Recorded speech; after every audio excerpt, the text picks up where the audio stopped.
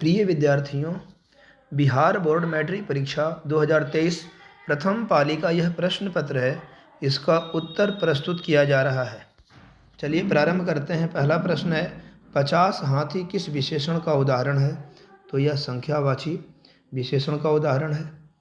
मोहन मुझसे किताब लिखाता है। लिखता है साधारण क्रिया है और लिखाता है प्रेरणार्थक क्रिया है, इसलिए इसका उत्तर बी होगा। सत्यवान 1 वर्ष से अधिक जीवित नहीं रहेगा, यानी क्रिया ये होने वाली है। किस काल का उदाहरण है? तो यह भविष्यत काल का उदाहरण है। आगे देखते हैं।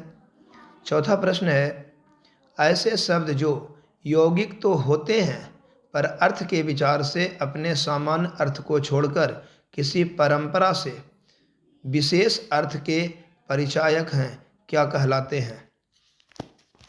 तो इसका उत्तर होगा योग रूढ़ शब्द। अजान शब्द में उपसर्ग क्या है?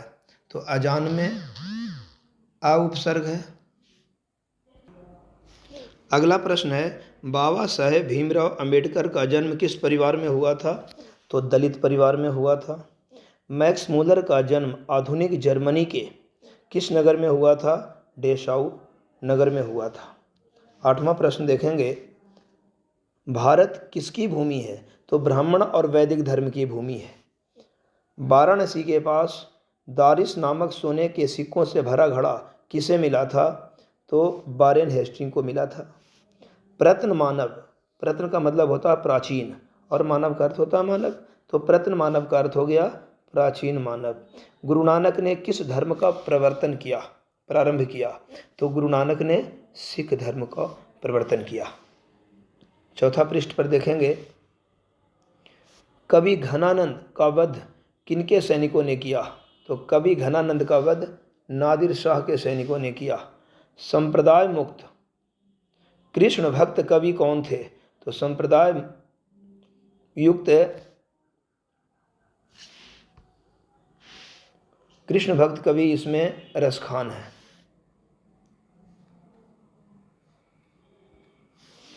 अगला देखेंगे, मेरे बिना तुम प्रभु शीर्षक कविता किसके द्वारा भाषांतरित है? तो धर्मवीर भारती के द्वारा भाषांतरित है। तुर्की के महाकवि नाजिम हिकमत के कविताओं का अनुवाद किस कवि ने पहल पुस्तिका के रूप में किया है?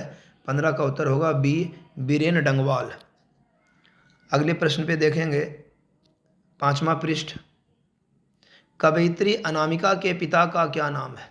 तो कवयित्री अनामिका के पिता का नाम श्याम नंदन किशोर है।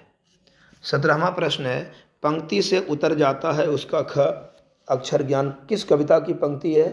अक्षर ज्ञान कविता की पंक्ति है। किसके बिना प्राणी को मुक्ति नहीं मिलती? तो बिना गुरुशब्द मुक्ति कहाँ प्राणी, अर्थात गुरु का ज्ञान, गुरु का शब्द, तो इसका उत्तर होगा ए। घनानंद किस धारा के कवि हैं? तो घनानंद इसमें होगा रीति मुक्त धारा, क्योंकि घनानंद को रीति मुक्त काव्य धारा के सिरमौर कवि माना जाता है, कहा जाता है। 6ठा पृष्ठ देखेंगे, कवि बद्री नारायण चौधरी प्रेमघन का जन्म किस वर्ष हुआ था? तो इसका उत्तर होगा 1855, अर्थात इसका उत्तर ए होगा। स्वरों के उच्चारण में लगने वाले समय के आधार पर स्वर वर्णों के कितने भेद होते हैं? तो 3 भेद होते हैं। सबसे कम समय लगता है उसको ह्रस्व बोलते हैं, उससे दुगना समय लगता है उसको दीर्घ बोलते हैं, और उससे ज़्यादा समय लगता है उसको प्लुत कहते हैं। च का उच्चारण स्थान, चवर का उच्चारण स्थान है तालु, तो 22 का उत्तर होगा सी। निम्नलिखित में से अंतस्थ व्यंजन 4 होते हैं। य र ल व, तो य र ल है इसका उत्तर, अर्थात डी है उत्तर। पेज संख्या 7 देखेंगे, एक मात्रिक स्वर यानी सबसे कम समय किसमें लगता है? तो एक मात्रिक होता है ह्रस्व स्वर, द्विमात्रिक होता है दीर्घ, और त्रिमात्रिक होता है प्लुत। अभी आया था स्वरों के भेद के बारे में। मुक्ताक्षर का अंतिम ध्वनि क्या है? तो मुक्ताक्षर में र पूरा है, इसलिए अंतिम ध्वनि स्वर है। 25 का उत्तर होगा बी। 26वां देखेंगे, यद्यपि का संधि विच्छेद क्या होगा? तो यदि प्लस अपि, यन संधि है, ई का यह हो गया है। निम्नलिखित में से शुद्ध शब्द कौन है? भीष्म गलत है, दीर्घई होना चाहिए। विधि ये भी गलत है। प्राण टवर्गी ना होना चाहिए। दधीचि, इसका उत्तर होगा 27 का डी। 8वां पृष्ठ देखें। निम्नलिखित चिन्हों में इकहरा उदाहरण, इन्वर्टेड कॉमा जिसको कहा जाता है, तो इकहरा उदाहरण ए है, दोहरा उदाहरण हो जाएगा डी, तो इसका उत्तर 21 का ए होगा। त्र क्या है? छत्र, ज्ञान, ये तीनों संयुक्त व्यंजन माने जाते हैं, तो इसका उत्तर बी होगा। उस विकारी शब्द को क्या कहते हैं जिससे किसी विशेष वस्तु, भाव और जीव के नाम का बोध होता है? तो यह संज्ञा होगा। 30 का उत्तर सी होगा, क्योंकि विकारी का मतलब अव्यय ना हो, अविकारी को अव्यय कहा जाता है, जिसके रूप परिवर्तित होते हैं ऐसे शब्द, जिससे वस्तु का, भाव का, जीव आदि का बोध हो, तो संज्ञा ही होगा। महात्मा गांधी को महात्मा की उपाधि किसने दिया था? रविंद्रनाथ टैगोर ने दिया था। 9वां पृष्ठ देखेंगे। मैं चाहता हूं कि सब देशों की संस्कृतियों की हवा मेरे घर के चारों ओर अधिक से अधिक स्वतंत्रता के साथ बहती रहे, किसने कहा था? यह महात्मा गांधी का कथन है। 33वां प्रश्न है, श्रम विभाजन और जाति प्रथा शीर्षक पाठ के लेखक का क्या नाम है? भीमराव अंबेडकर। यह गद्य खंड का पहला पाठ ही है। विष के दांत शीर्षक पाठ किस कहानी संग्रह से लिया गया है? तो विष के दांत तथा अन्य कहानियों से लिया गया है। बहादुर शीर्षक पाठ के लेखक के बड़े लड़के को क्या कहा? बहादुर शीर्षक पाठ के लेखक के बड़े लड़के का क्या नाम था? तो बड़े लड़के का नाम किशोर था। 36वां प्रश्न पेज नंबर 10 पर है। निम्नलिखित में से कौन हिंदी आलोचना के महत्वपूर्ण हस्ताक्षर थे? तो इसका उत्तर होगा रामविलास शर्मा। बिल्कुल सही उत्तर है रामविलास शर्मा। मेघदूत का जर्मन पद्यानुवाद किसने किया? मैक्स मुलर ने किया। हजारी प्रसाद द्विवेदी का जन्म किस वर्ष हुआ था? इसका उत्तर होगा 1907 ईस्वी। बिल्कुल सही उत्तर है। नाखूनों का बढ़ना मनुष्य की किस वृत्ति का परिणाम है? नाखूनों का बढ़ना पाशवी वृत्ति है और नाखूनों का काटना मानवीय वृत्ति है। 11वां पृष्ठ देखें। धारा नगरी के का कौन शासक अपने विद्यानुराग के लिए इतिहास में प्रसिद्ध हैं? तो परमार शासक राजा भोज। सी उत्तर सही होगा। 41वां, मगम्मा को किसके साथ विवाद था? तो मगम्मा का बहू के साथ था, बहू का नाम नजम्मा था, तो उत्तर भी होगा। सात कोड़ी होता किस भाषा के प्रमुख कथाकार हैं? तो उड़िया के हैं, ढहते विश्वास के लेखक हैं। ढहते विश्वास कहानी शीर्षक में तूफान से में किसका घर टूट गया था? लक्ष्मी का, जो उसकी नायिका है। इससे कहानी का 12वां पृष्ठ में देखेंगे। किसे महसूस हुआ कि पृथ्वी और आकाश के बीच यानी घुटन भरी हुई है? तो सीता को यह महसूस हुआ। बिज्जू की पत्नी का क्या नाम है? 45वां प्रश्न है, बिज्जू की पत्नी का नाम पुष्पा। इसका उत्तर होगा पुष्पा। अगला है 46वां प्रश्न। नगर शीर्षक पाठ में अमल राज को कितने नंबर कमरा दिखलाने के लिए कहा गया था? तो 48 नंबर कमरा, जहाँ पापाती की माँ बलियम्मा जाना चाहती थी उसको एडमिट कराने के लिए, तो कमरा नंबर 48। पहले दिन पापाती को क्या था? तो पहले दिन पापाती को बुखार था। 47 हो गया। 13वें पृष्ठ की ओर बढ़ते हैं। 48, माँ शीर्षक कहानी में किसने अपने बड़े पुत्र को घर आने के लिए पत्र लिखवाया? तो माँ जी ने। अगला देखेंगे, खून की सगाई किनकी प्रसिद्ध कहानी है? ईश्वर पेटलीकर की है। तो 49 का उत्तर क्या होगा? बी, ईश्वर पेटलीकर। अगला देखें, कटक शहर को बाढ़ की चपेट से बचाने के लिए किसने पत्थर का बांध बनवाया था? महाराज ययाति केसरी। आज्ञा शब्द स्त्रीलिंग है। बिल्कुल सही है। पेज संख्या 14। बाष्प क्या है? बाष्प शुद्ध संस्कृत का शब्द है, तो ये तत्सम है, क्योंकि संस्कृत के शब्दों को तत्सम कहा जाता है, और तद्भव उससे बने हुए शब्दों को, भाव यदि होता तो तद्भव होता। श्रीमान का स्त्रीलिंग श्रीमती होगा, इसलिए इसका उत्तर बी होगा। लड़का का बहुवचन लड़के होगा, लड़के खेल रहे हैं। संज्ञा या सर्वनाम के जिस रूप से वाक्य के अन्य शब्दों के साथ उसका संबंध सूचित हो उसे क्या कहते हैं? तो उसे कारक कहते हैं। 55 आगे देखेंगे, 15वां पृष्ठ 56 में पर किस कारक की विभक्ति है? ये विभक्ति नहीं है, गलत प्रश्न लिखने वाला ने लिख दिया है। किस कारक का चिन्ह है ये? यहाँ चिन्ह होना चाहिए था, तो ये अधिकरण कारक का चिन्ह है। हिमालय से गंगा निकलती है, इसमें दो कारक है। हिमालय से अपादान है और गंगा करता है, निकलना क्रिया है। तो ये नहीं बताया गया है कि हिमालय में पूछा गया या गंगा में, तो गंगा करता है, करता भी दिया गया विकल्प में, और हिमालय भी दिया गया, यानी अपादान भी दिया गया है। तो इसका उत्तर शायद बनाने वाले का जो ध्यान होगा वो हिमालय की ओर होगा, तो अपादान बी उत्तर सही कर लें। हिंदी में कितने सर्वनाम हैं? तो हिंदी में 11 सर्वनाम है, सी उत्तर होगा। मेरा एक कुत्ता है जो भोपाल से लाया गया है, किस सर्वनाम का उदाहरण है? संबंध का। मेरा और जो सो ये संबंधवाचक सर्वनाम है, तो इसका उत्तर ए होगा। 16वां पृष्ठ देखें, जो संज्ञा या सर्वनाम की विशेषता बताए उसे क्या कहते हैं? संज्ञा और सर्वनाम की विशेषता बताने वाले को विशेषण कहा जाता है, उत्तर डी होगा। गुरु नानक की रचनाओं का संग्रह गुरु अर्जुन देव ने करवाया।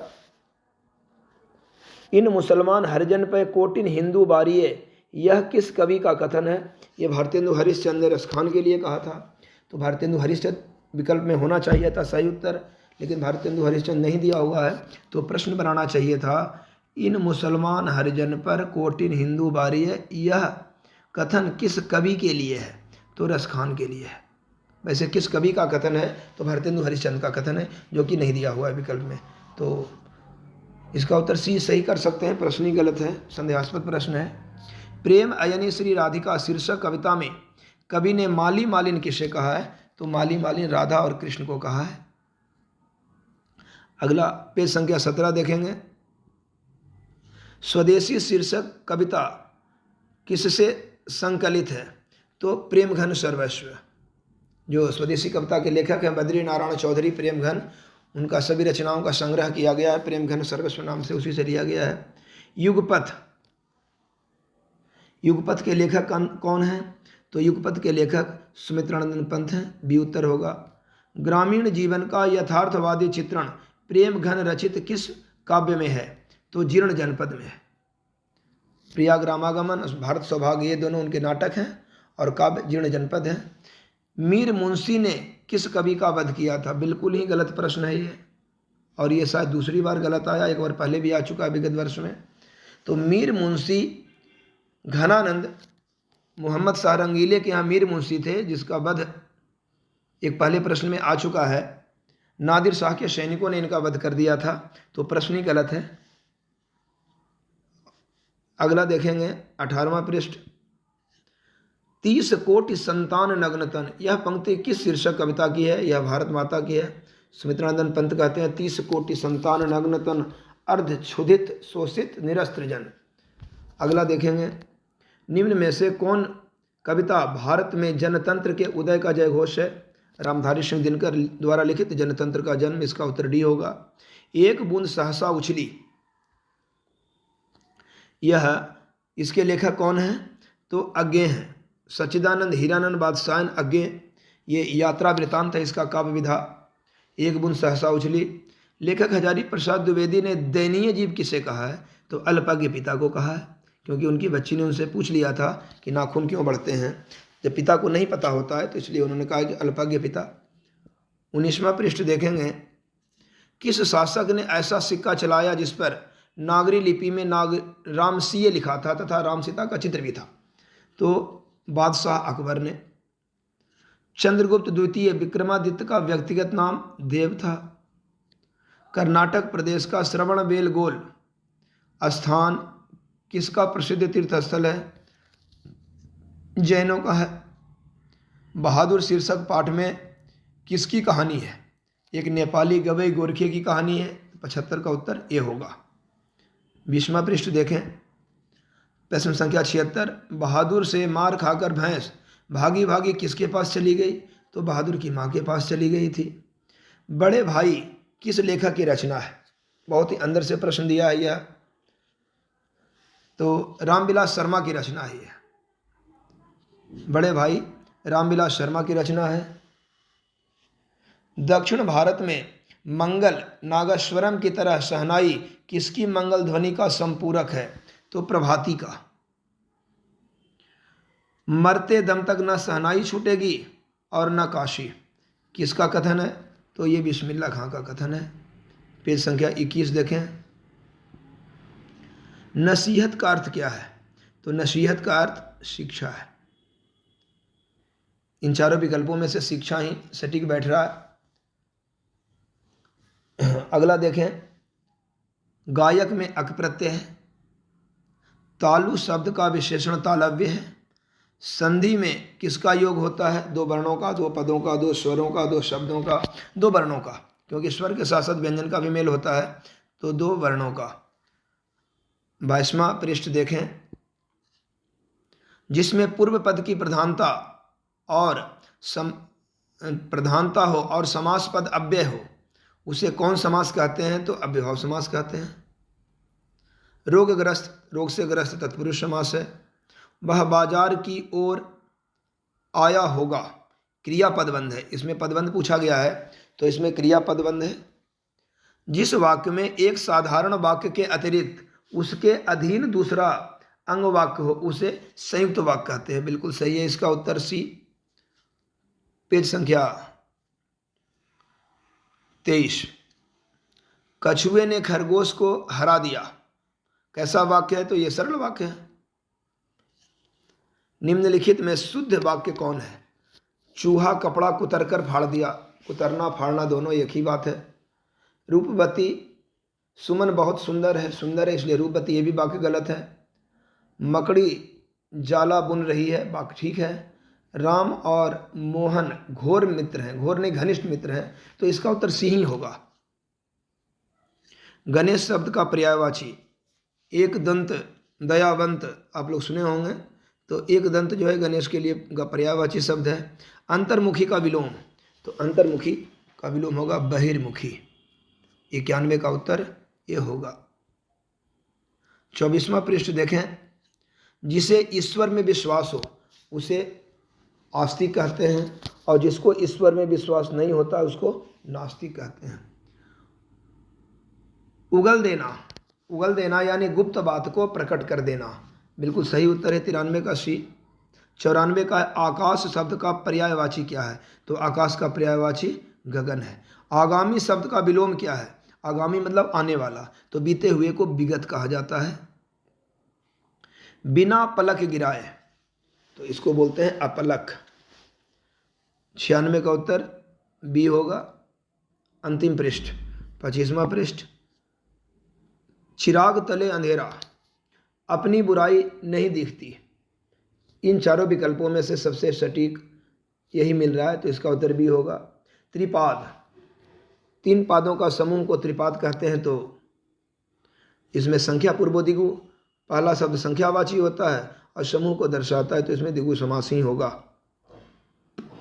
लोगों ने चोर को मारा, किस कारक का उदाहरण है? लोगों ने कर्ता है और चोर को कर्म है, मारना क्रिया है, तो इसमें कर्ता नहीं दिया हुआ है, तो चोर को अर्थात कर्म, तो ये कर्म कारक हो गया।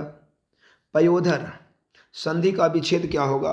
पयः प्लस धरः, विसर्ग संधि है, विसर्ग का यहाँ पर ऊ हो जाएगा और ऊ का गुण संधि होकर के ओ हो जाएगा, तो पयः प्लस धरः बराबर पयोधरः। आशा है आप लोग इससे बहुत लाभ लिए होंगे। धन्यवाद।